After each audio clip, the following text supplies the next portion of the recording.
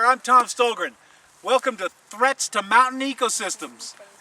You're here with the famous Jake Sipe from Everett, Washington. Kate Harris from Fort Collins. Jackie Atkins, just generalize it, but Canada. No one knows where I'm from. Jackie from Canada. Speak up, Jackie. The microphone's way over there. All right, so we're here at a site in Rocky Mountain National Park where they built this fence about 10 years ago to keep the elk out. Okay, and so that the vegetation would have time to recover. But what's in here? What is in here? Well, look. What is it? What are these big purple flowers? Invasive species. Invasive species. He's killing it. Where are they from? Asia. Asia's correct. They're musk thistles from Asia. So we're also protecting these nice musk thistles inside the fence. Now, there is some aspen regenerating, and that's good. But why do we have this fence here? What is missing in Rocky Mountain National Park? What is missing? Wolves! There's no wolves. They're gone. The grizzly bear, gone. So we have a partial ecosystem. We don't have the whole thing. Without it, without the wolves and the grizzly bear, it's more like a petting zoo in my mind. Really, let's make it a little tougher. Let's make people run from a picnic area to a picnic area. Gosh, it's too easy. Anyway, so there's fences up all around now protecting vegetation because the elk overgraze areas when the wolves would chase them around and reduce their numbers, but there are no wolves here to do that. Didn't they reintroduce wolves? They reintroduced wolves in Yellowstone and asked me if it worked great. Did it work great? It worked great! But here, not so great. No? They didn't reintroduce wolves to Rocky Mountain National Park. Sometimes they say it's too small. There's a big town outside. We have to find the cactus. Turn left, everybody. This definitely happened. Is it? Yeah, Cactus! Okay. 1, 2, 3. Cactus, where is it? Point, touch it.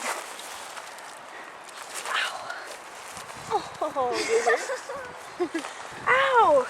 Now it may have been warmer here 3,000 years Touch it, ago. touch it. So the cactus comes in, but it doesn't disappear when it cools off. It stayed here. Why? Even during the Little Ice Age, because plants persist on a landscape. Let's go see if we can find a limber pine. Come on.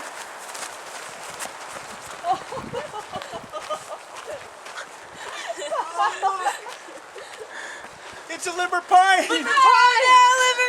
How many needles per bundle? 5 needles per bundle. 5 needles per bundle. needles. Limber pine was the most common species here 10,000 years ago. Then the ponderosa pine moved in. Send to get the ponderosa pine. About 6,000 years ago, it moved in and took over. But the limber pine remains. And it's not only here, it's out on the plains, and it's high up in the mountains. 2 needles per So bundle. the species didn't disappear with climate change. It just became less abundant and it moved around a little bit. Pretty good? Pretty good. All right, let's go. Wait, hold on. What's the problem with a babbling brook? What's the problem? What's the problem? What don't you see here? Elk. Elk. Wolves. Drowning. A beaver dam. You don't see a beaver dam. There should be a beaver dam here. Beavers got wiped out a little bit earlier, and they made felt hats for London.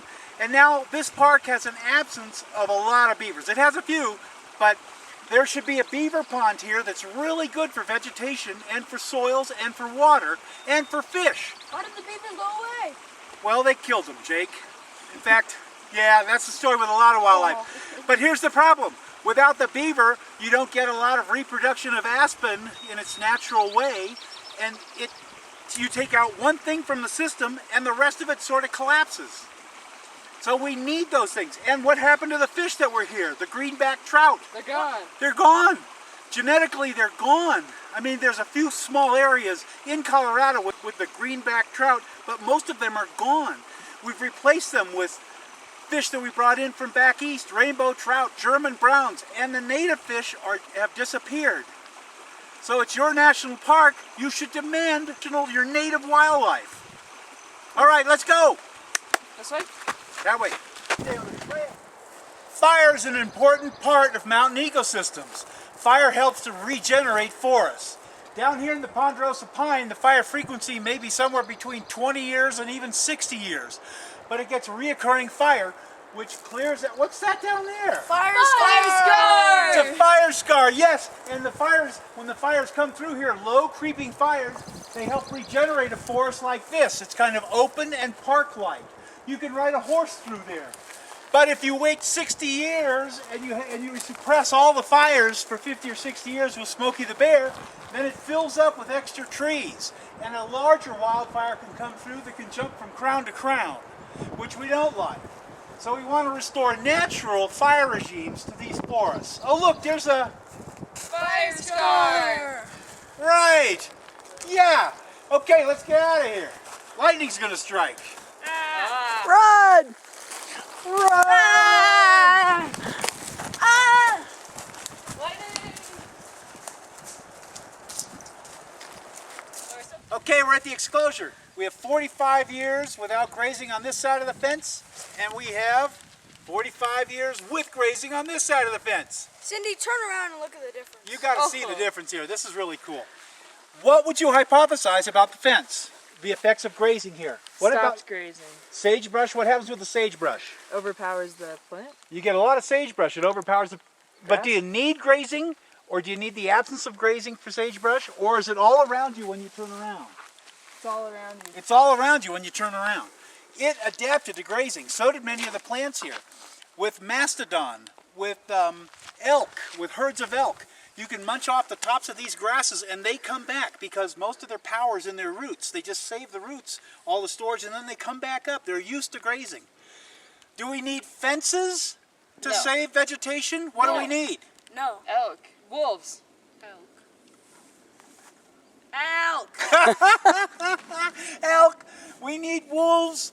We need a whole complement of wildlife to protect a national park, not fences. No, no fences. We're not into fences. We're into wildlife. All right, let's go. Just remember, wildlife always wins.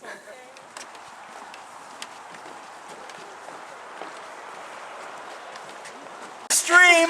We see the stream, but what don't we see? Beavers! None. Moose. Zero. We got plenty of willow. We got the grasses. We got the stream. No beavers. That's sad.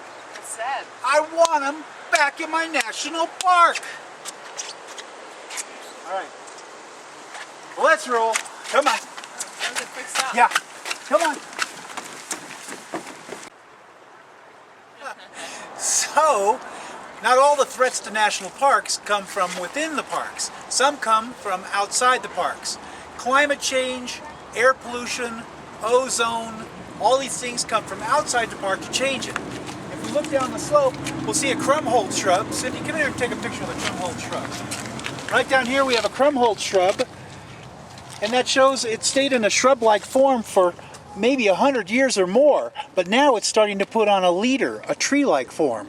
Like over here, the size of those leaders say that over the past 20 years we've had a warming trend here. But we also have high UVB and ozone, so we need to use our sunscreen, don't we? Sunscreen, use your sunscreen. And ozone has a direct impact on the leaves of pine trees. UVB also has a direct effect on amphibians. So what do we need? Sunscreen. And we're feeling the effects of a warming trend.